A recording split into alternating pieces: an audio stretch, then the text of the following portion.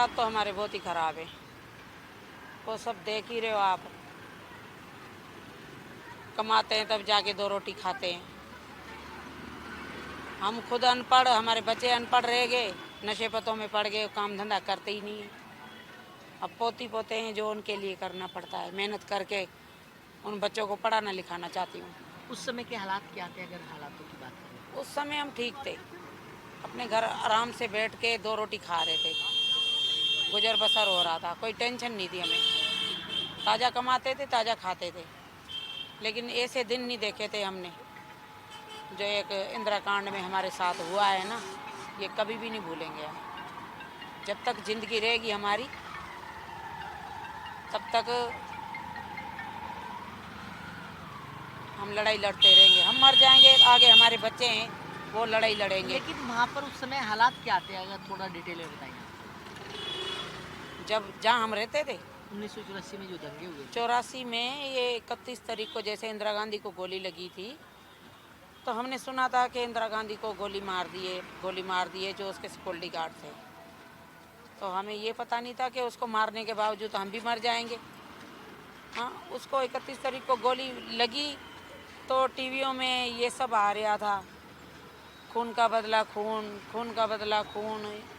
ये एक की माँ नहीं थी, पूरे देश की माँ थी। अमिताभ बच्चन कह रहा था खून का बदला खून, ये एक की माँ नहीं थी, सब पूरे देश की माँ थी। और इसने, उसके बेटे ने, राहुल गांधी ने, ये इसका बेटा था जो इंदिरा गांधी का, राजीव गांधी, वो कहता जब बड़ा पेड़ गिरता है तो धरती हिलती है। मतलब सिखों के लिए उसने धरती हिला दी।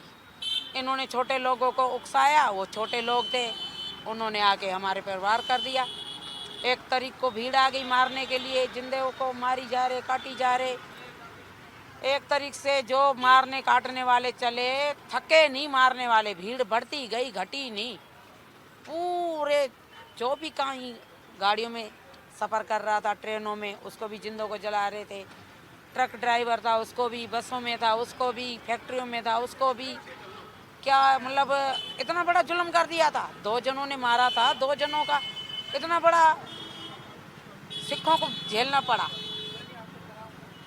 उसके बाद फर्श बाजार थाने में चले गए थे हम, 3 तारीख को फर्श बाजार थाने में चले गए। फिर ये मकान अलाट हुए, कभी मकान, नौकरी मिली, छोटी मोटी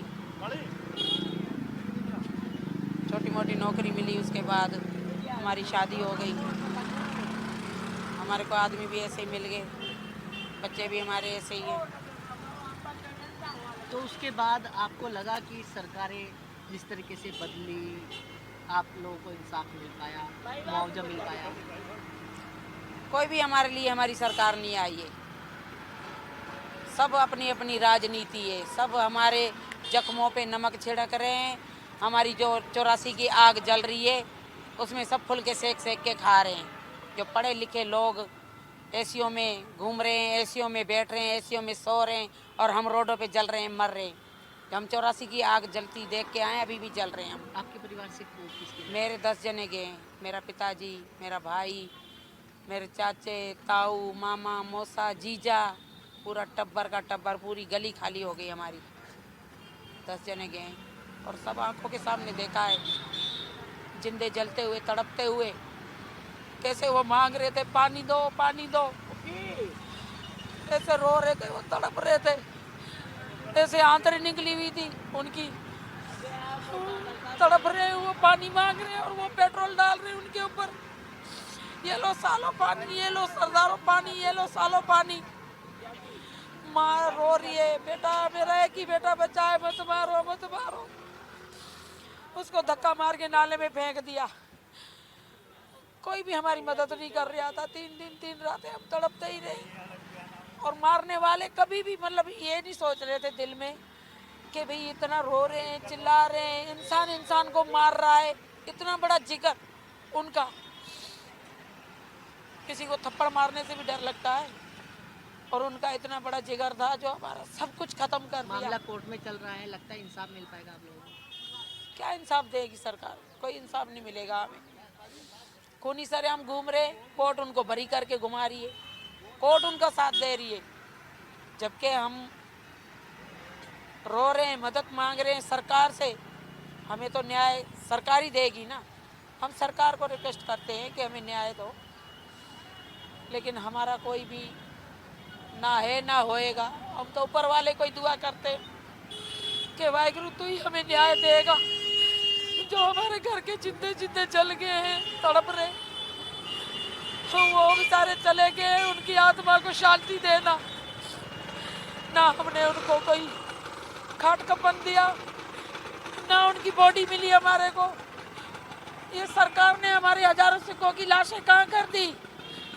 हमें उनकी लाशें दिखाएं, हमारे को हमारी लाशें सरकार दे, कहीं से भी दे। उन दलितों को फांसी नहीं दे, हमारे को हमारी लाशें दे दे। जो हमारे मरे हुए हैं हमारे वही दे दे। हमारा कौन है? कोई भी नहीं है। तो क्या लगता है कि जिस तरीके से 38 साल हो गए, सरकारें जो है जब चुनाव आता है तो लगातार आप लोगों से वादे करने आती है, वादे पूरे हुए अभी तक? किसी ने भी वादा नहीं पूरा करा हमारा।